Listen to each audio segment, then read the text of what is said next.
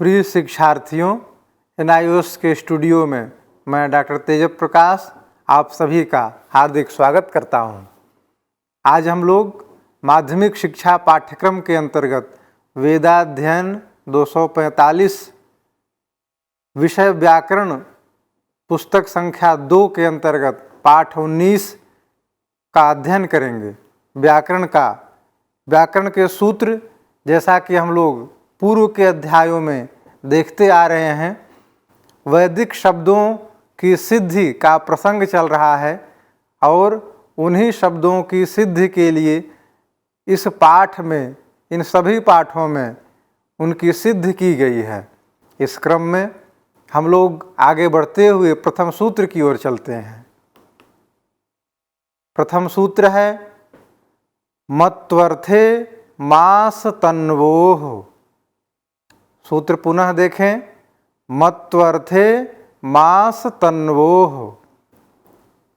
यहाँ पर यत प्रत्यय का विधान छंद के अंतर्गत किया गया। छंद अर्थात वेद में छंदसी पद की सभी जगह अनुवृत्ति आ रही है, अतः वेद के अंतर्गत, छंद के अंतर्गत मास और तनु प्रत्ययार्थ जो विशेषण हैं, ऐसे मत्वर्थ जो प्रातिपदिक हैं, उनसे यत प्रत्यय का विधान होता है। यहाँ पर उदाहरण हम लोग देखें, जैसे नभस्यः, यह मासवाचक है। इसी प्रकार से ओजस्या, यह तनुवाचक है, शरीरवाचक है, ओजस्वी। और नभस्यः, तो नभस्यः के अंतर्गत नभस शब्द की हम जानते हैं प्रातिपदिक संज्ञा अर्थवत् धातुर प्रत्यय प्रातिपदिकम सूत्र से होती है, और प्रातिपदिक संज्ञा होने के बाद नभस प्रातिपदिक से नभः अस्ति अस्मिन्, इस प्रकार विग्रह करने पर इस सूत्र के द्वारा यत प्रत्यय का विधान होता है। मत्वर्थ में अस्ति अस्मिन्, इस प्रकार के मत्वर्थ में यत प्रत्यय किया जाता है। यत प्रत्यय होकर नभस और यत, इस प्रकार से वर्ण सम्मेलन आदि कार्य होकर, विभक्ति कार्य होकर नभस्यः, यह प्रयोग मत्वर्थ में बनता है। अगले सूत्र की ओर हम लोग चलते हैं। पूर्व से मत्वर्थ और यत प्रत्यय दोनों का विधान चल रहा है, उसी क्रम में अगला सूत्र हम लोग देखते हैं। अगला सूत्र है मधोर्य च।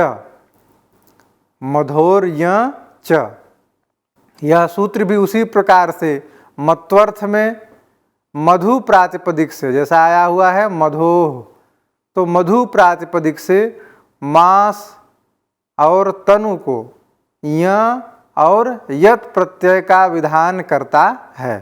अर्थात यहाँ पर य और यत प्रत्यय क्रम से मास और तनु को होते हैं। जैसे माधवः, इस शब्द में मधु शब्द से अर्थवत् धातुर प्रत्यय प्रातिपदिकम से प्रातिपदिक संज्ञा होकर और मधु अस्ति अस्मिन्, इस प्रकार विग्रह करने पर, इस सूत्र के द्वारा य प्रत्यय करने पर यकार की चूटू इस सूत्र से इत संज्ञा एवं विभिन्न प्रत्यादि कार्य होकर माधवः, यह प्रयोग सिद्ध होता है। उसी प्रकार से माधव्यः, यह यत प्रत्यय करने पर माधव्यः, यह प्रयोग सिद्ध होता है। हम लोग आगे बढ़ते हैं। अगला सूत्र है, इसी क्रम में यत और खौ प्रत्यय का विधान करता है। सूत्र है ओजसो अहनि यत खौ। ओजसो अहनि यत खौ। यहाँ पर ओजस शब्द से, ओजस प्रातिपदिक से मत्वर्थ में, जैसा कि मत्वर्थ का प्रसंग चलता आ रहा है, मत्वर्थ में यदि अहनिवाचक हो, दिनवाचक हो, दिन अभिधेय हो, तो ऐसी स्थिति में यत प्रत्यय और खौ प्रत्यय होता है। ओजस शब्द से, ओजस प्रातिपदिक से यत और खौ प्रत्यय होता है वेद में, छंदसी, छंद की अनुवृत्ति आ रही है। प्रयोग है ओजस्यम, यहाँ ओजस शब्द से प्रातिपदिक संज्ञा इत्यादि कार्य होकर अस्ति अस्मिन, ओजः अस्ति अस्मिन, इस प्रकार के अर्थ में, विग्रह में इस सूत्र के द्वारा यत प्रत्यय करने पर ओजस यत और हलंत्यम इत्यादि से यत प्रत्यांतकार की संज्ञा तस्य लोपः से लोप एवं अन्य कार्य होकर ओजस्यम, यह प्रयोग सिद्ध होता है। उसी प्रकार से ओजसीनम, यहाँ पर खौ प्रत्यय होगा तो ख को इन आदेश होकर ओजसीनम, यह प्रयोग सिद्ध होता है। इस प्रकार हम देखते हैं यत और खौ प्रत्यय का विधान ओजसो अहनि यत खौ, यह सूत्र करता है दिन अविधेय होने पर। अगले सूत्र की ओर हम लोग आगे बढ़ते हैं। ख प्रत्यय, यह प्रत्यय इत्यादि के प्रसंग चल रहे हैं, यत प्रत्यय के प्रसंग चल रहे हैं। उसी क्रम में पुनः हम देखते हैं सूत्र आता है वेशो यश आदेर भगाद यल। सूत्र है वेशो यश आदेर भगाद यल। यह यल प्रत्यय का विधान करता है। किन किन अर्थों में उसको ग्रहण किया गया है सूत्र में? वेश अर्थ में, यश अर्थ में, आदि भगाद भग अर्थ में, इन प्रातिपदिकों से मत्वर्थ में यल प्रत्यय का विधान होता है। वेश यश इत्यादि आदि शब्दों से भग प्रातिपदिक से यल प्रत्यय का विधान किया जाता है। जैसे उदाहरण देखें, वेशो भग, यशो भग, इन शब्दों में वेशो भगो विद्यते यस्य सः, यह अर्थ ग्रहण करते हुए और वेश उपपद से युक्त होकर भग शब्द से इस सूत्र के द्वारा यत प्रत्यय होता है। इस सूत्र के द्वारा इन शब्दों में वेश भग, वेशो भग और यशो भग, इन शब्दों में यत प्रत्यय का विधान किया जाता है। विभक्ति आदि कार्य होकर वेशो भग और यशो भग यह शब्द सिद्ध होते हैं। अगले सूत्र की ओर हम लोग आगे बढ़ते हैं। यह सूत्र उसी क्रम में ख प्रत्यय करने का विधान करता है। पूर्व से अनुवृत्ति आ रही है, वेश यश आदि मत्वर्थ आदि, इनकी अनुवृत्ति में हम लोग देखते हैं सूत्र है ख च। ख च, च शब्द से उन पूर्व में दिए गए वर्णों का, शब्दों का उल्लेख किया गया है। ख च, ख भी होता है।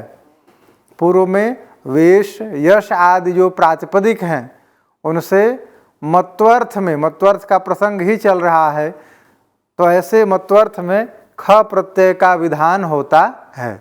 जैसे वेशो भगो विद्यते यस्य सः, इस विग्रह में या इस अर्थ में होने पर वेशो भग इत्यादि प्रातिपदिक से ख प्रत्यय का विधान होता है। उदाहरण देखें हम लोग, वेशो भगीनः, यशो भगीनः, यहाँ पर वेशो यश, वेशो भग और यशो भग, इन शब्दों से ख प्रत्यय हुआ है। ख को पूर्व में वेशो भग शब्द से प्रातिपदिक संज्ञा इत्यादि कृतद्धित समासाश्च से प्रातिपदिक संज्ञा इत्यादि कार्य करते हुए और वेशो भगो विद्यते यस्य सः, इस विग्रह पर इस सूत्र के द्वारा ख प्रत्यय होता है। ख प्रत्यय करने के पश्चात ख को इन आदेश होता है। आयनेयी नियः फढ घजगाम प्रत्ययादि नाम, इस सूत्र के द्वारा इन आदेश होकर वेशो भगीनः, यह शब्द का निर्माण होता है। वेशो भग शब्द से ख प्रत्यय, ख को इन और वर्ण सम्मेलन इत्यादि कार्य करते हुए वेशो भगिनः। अगले सूत्र की ओर हम लोग आगे बढ़ते हैं। अगला सूत्र है सोम महति सोमम अर्हति यह। यहाँ पर यह प्रत्यय का विधान किया गया। सोमम अर्हति यह। अर्हति यदि यह अर्थ निष्पन्न होता है, यह अर्थ ज्ञात होता है, निकलता है, तो सोम प्रातिपदिक से सोमम अर्हति यह 3 पद हैं सूत्र में। तो इन पदों से ज्ञात होता है कि सोम प्रातिपदिक यदि रहता है और अर्हति यह अर्थ ज्ञाप्य हो तो वहाँ पर यह प्रत्यय का विधान होता है। यही इस सूत्र की प्रासंगिकता है। जैसे सौम्य, यहाँ पर सोम शब्द है, उसकी अर्थवत धातु प्रत्यय प्रातिपदिकम सूत्र से प्रातिपदिक संज्ञा, और सोमम अर्हति यह विग्रह करने के बाद द्वितीयांत सोम जो प्रातिपदिक है उससे अर्हति अर्थ में, चाहने अर्थ में इस सूत्र के द्वारा यह प्रत्यय का विधान होता है। यह प्रत्यय होकर के पूर्व के अनुसार से विभक्ति इत्यादि कार्य, वर्ण सम्मेलन इत्यादि कार्य होकर सोम य सौम्य यह प्रयोग सिद्ध होता है। इस प्रकार से यह सूत्र यह प्रत्यय का विधान सोम प्रातिपदिक से करता है। अगले सूत्र की ओर हम लोग आगे बढ़ते हैं। यह भी यत प्रत्यय का विधान करता है। यह सूत्र मयट के अर्थ में यत प्रत्यय का विधान करता है। सूत्र देखते हैं। सूत्र है वसोह समूहे च। वसोह समूहे च। यहाँ पर 3 पद आए हैं, वसोह, समूह और च। अर्थात वसु यदि प्रातिपदिक होता है तथा समूह प्रातिपदिक हो तो ऐसे में पूर्व के आधार पर मयट अर्थ में यत प्रत्यय का विधान होता है। यह वसु प्रातिपदिक समूह अर्थ में अथवा और मयट अर्थ में हो तो यत प्रत्यय का विधान करता है। उदाहरण हम लोग देखते हैं। वसव्यः, वस धातु से, वस शब्द से देवतावाचक और धनवाचक, वसु का अर्थ देवता भी और धन भी, वसु संपन्न, धन संपन्न, इस प्रकार अर्थ निकलता है। तो देववाचक वसु शब्द से यहाँ समूह अर्थ की विवक्षा यदि होती है तो यह सूत्र वहाँ पर यत प्रत्यय का विधान करता है। पूर्व में अन्य सूत्र इसको बाधित करने के लिए उस अन्य सूत्रों से विभिन्न प्रत्यय प्राप्त थे। जैसे ठक प्रत्यय, अचित्त हस्ति धनास ठक, इस सूत्र से ठक प्रत्यय प्राप्त था तथा अण प्रत्यय प्राप्त था, लेकिन उनको बाधित करते हुए यह सूत्र यत प्रत्यय का विधान करता है। यह सूत्र यत प्रत्यय का विधान करते हुए वस शब्द से यत प्रत्यय करता है और गुणादि कार्य होकर, वर्ण सम्मेलन कार्य होकर, विभक्ति कार्य होकर वसव्यः यह प्रयोग सिद्ध होता है। यहाँ पर इस सूत्र के द्वारा वसु प्रातिपदिक से यत प्रत्यय का विधान होता है, जिससे वसव्यः यह प्रयोग सिद्ध होता है। ये प्रयोग वैदिक मंत्रों में हमें दिखाई पड़ते हैं। अगले सूत्र की ओर हम लोग आगे बढ़ते हैं, जिसमें भी घ प्रत्यय का विधान किया गया है। नया प्रत्यय घ प्रत्यय। यहाँ पर सूत्र है नक्षत्राद घः। सूत्र है नक्षत्राद घः। नक्षत्रात, नक्षत्र प्रातिपदिक से भी पंचमी विभक्ति यहाँ होकर परे होकर तद्धित संज्ञक घ प्रत्यय का विधान होता है। यह चूँकि अन्य अर्थ में नहीं प्रयोग होता है, इसलिए स्वार्थ में, अपने स्वयं के अर्थ में ही यह घ प्रत्यय का विधान होता है, जो कि छंद में होता है। वेदे, वेद के अंतर्गत नक्षत्रवाचक शब्द हों तो उनसे घ प्रत्यय होता है। जैसे नक्षत्रियः, उदाहरण है नक्षत्रियः। वेद मंत्रों में विभिन्न बार आप लोग पढ़ेंगे नक्षत्रियः, इस प्रकार का शब्द आता है। तो नक्षत्र प्रातिपदिक से इस सूत्र के द्वारा घ प्रत्यय करके घ प्रत्यय को यथासंख्यमो देशः समानाम, इस परिभाषा के अनुसार से आये नीजनीय फडगजगाम प्रत्यादि नाम, इस सूत्र के द्वारा घकार के स्थान पर ई आदेश हो जाता है और ई आदेश होकर के नक्षत्र, उसके बाद जो घ था उसके स्थान पर ई होकर विभक्ति आदि कार्य वर्ण सम्मेलन कार्य होकर नक्षत्रियः, यह शब्द सिद्ध होता है, जिसे हम वैदिक शब्दों के रूप में देख सकते हैं, वेद के मंत्रों में देख सकते हैं। अगले सूत्र की ओर हम लोग आगे बढ़ते हैं और नवीन तातिल प्रत्यय का विधान देखते हैं। अगला सूत्र तातिल प्रत्यय का विधान करता है। सूत्र है सर्वदेवात् तातिल।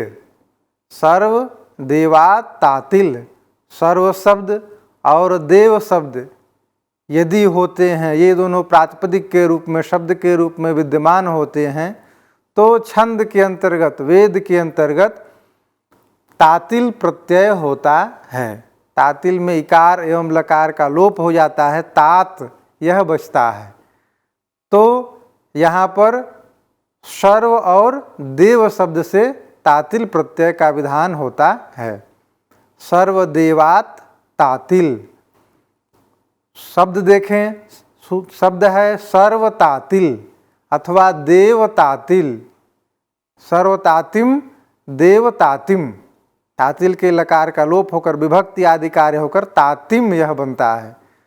तो सर्वादि गण में पठित होने के कारण सर्वादीनि सर्वनामानि, इस सूत्र से सर्वनाम संज्ञक जो सर्व शब्द है उसकी प्रातिपदिक संज्ञा तथा प्रातिपदिक संज्ञा के पश्चात इस सूत्र के द्वारा सर्वदेवात् तातिल, इस सूत्र के द्वारा सर्व शब्द से तातिल प्रत्यय का विधान होता है।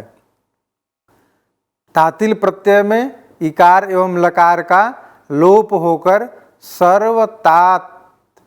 तातिम तथा सर्वतातिम, देवतातिम एवं सर्वतातिम, यह दोनों प्रयोग सिद्ध होते हैं। इत संज्ञा लोप विभक्ति कार्य आदि होकर सर्वतातिम और देवतातिम यह प्रयोग सिद्ध होते हैं। यहाँ पर तातिल प्रत्यय का विधान किया गया है।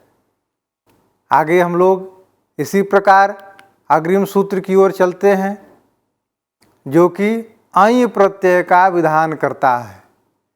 ऐ प्रत्यय का विधान, यह सूत्र है सप्तनोच्छन्दसि। सप्तनोच्छन्दसि, सप्तन ऐ छन्दसि। यहाँ पर छंदस अर्थात वेद के अंतर्गत ऐ प्रत्यय होता है सप्तन शब्द से। सप्तन प्रातिपदिक से छंद अर्थ में, वेद में तदस्य परिमाण, इस अर्थ में, परिमाण अर्थ में और वर्ग अर्थ में, इन दोनों की हम अनुवृत्ति करते हैं। एक सूत्र है पंचदशौ वर्गे च। इस सूत्र के द्वारा वर्गे इस शब्द की अनुवृत्ति आती है और दूसरे सूत्रों के द्वारा तदस्य परिमाण, इस सूत्र के द्वारा अनुवृत्ति आती है, पूर्ण सूत्र की अनुवृत्ति आती है। तो इस प्रकार से यहाँ पर सप्तन प्रातिपदिक से तदस्य परिमाण, इस अर्थ में ऐ प्रत्यय का विधान होता है। उदाहरण देखते हैं। साप्तानि, उदाहरण है साप्तानि, सप्त परिमाणम वर्गो वा। इस अर्थ में ऐसा विग्रह करते हुए सप्तम प्रातिपदिक से इस सूत्र के द्वारा सप्तनो ऐं छंदसी, इस सूत्र के द्वारा ऐं प्रत्यय का विधान किया गया है। ऐं प्रत्यय करने पर ञित्व के कारण वृद्धि हो जाती है। ञित्वात् वृद्धि, ञित्व के कारण वृद्धि होकर सप्त शब्द और ञित्वात् ऐं प्रत्यय होने के बाद साप्तानि, यह प्रयोग सिद्ध होता है। साप्तानि, यहाँ पर ऐं प्रत्यय का सप्तमो ऐं छंदसी, सप्तन शब्द से ऐं छंद से ऐं प्रत्यय होता है छंदसी, वेदे, अर्थात वेद के अंतर्गत। अगले सूत्र की ओर हम लोग आगे बढ़ते हैं और यह सूत्र ख और छ प्रत्यय का विधान करता है। यह सूत्र समपरिपूर्वात् ख च, सूत्र है समपरिपूर्वात् ख च, अर्थात सम उपसर्ग पूर्वक अथवा परि उपसर्ग पूर्वक यदि वत्सरांत या संवत्सर प्रातिपदिक होता है तो वैसी स्थिति में वेद के अंतर्गत ख और छ प्रत्यय का विधान होता है। यह संवत्सर तथा वत्सरांत प्रातिपदिक से ही होता है। जैसे उदाहरण देखें हम लोग, संवत्सरीणः, उदाहरण है संवत्सरीणः, संवत्सरेण निर्वृत्तः अथवा संवत्सरम व्याप्य अधिष्ठये भूतो वा। इस प्रकार से इस विग्रह के अंतर्गत इस सूत्र के द्वारा संवत्सर शब्द से ख प्रत्यय का विधान होता है। ख प्रत्यय करने पर संवत्सर ख, इस प्रकार से ख को पूर्व की भांति इन आदेश हो जाता है। आयनेयी नियह फट गजगाम प्रत्ययादि नाम, तो ख के स्थान पर इन आदेश होकर संवत्सर इन अ, इस प्रकार से, और इसके बाद यची भम से भ संज्ञा इकार लोपादि कार्य होकर संवत्सरीणः, यह शब्द सिद्ध होता है। संवत्सरेण निर्वृत्तः, संवत्सर के द्वारा जो संपन्न करने योग्य कार्य हैं वही संवत्सरीण, संवत्सरीणः कहे जाते हैं। इस प्रकार यहाँ ख और छ प्रत्यय का विधान होता है। ख से इन आदेश और छ से ई आदेश होकर के विभिन्न प्रयोग सिद्ध होते हैं। अगले सूत्र की ओर हम लोग चलते हैं। अगला सूत्र है जो कि स्वार्थ में वति प्रत्यय का विधान करता है। सूत्र है उपसर्गात् छंदसि धात्वर्थे, उपसर्गात् छंदसि धात्वर्थे, धात्वर्थ में, धात्वर्थ यदि क्रिया विशिष्ट हो, साधन हो, तो उसमें वर्तमान उपसर्ग जो होता है उससे परे, उस उपसर्ग से परे स्वार्थ में वति प्रत्यय का विधान होता है। यह सूत्र वति प्रत्यय का विधान उपसर्ग के बाद करता है। जैसे उदाहरण देखें, यद उद्वतो निवतः, यद उद्वतो, यद उद्वतः, इस प्रकार से प्रयोग बनता है। वहाँ पर धात्वर्थ की क्रिया विशिष्ट साधन के अंतर्गत इस सूत्र के द्वारा उपसर्गात् छंदसि धात्वर्थे, इस सूत्र के द्वारा उत उपसर्ग पूर्वक वति प्रत्यय होता है और वति प्रत्यय होकर अनुबंध लोप होकर उद्वत, इस स्थिति में प्रातिपदिक संज्ञा विभक्ति आदि कार्य होकर ङस प्रत्यय आदि कार्य होकर उद्वतोः, यह प्रयोग सिद्ध होता है। यद उद्वतोः, यद उद्वतो, उत उपसर्ग पूर्वक वति प्रत्यय होकर उद्वतोह यह प्रयोग सिद्ध होता है। इसके बाद हम लोग आगे बढ़ते हैं। आज का पाठ यहीं पर समापन होगा। द्वितीय 19वां अध्याय यहीं पर संपन्न होता है। धन्यवाद।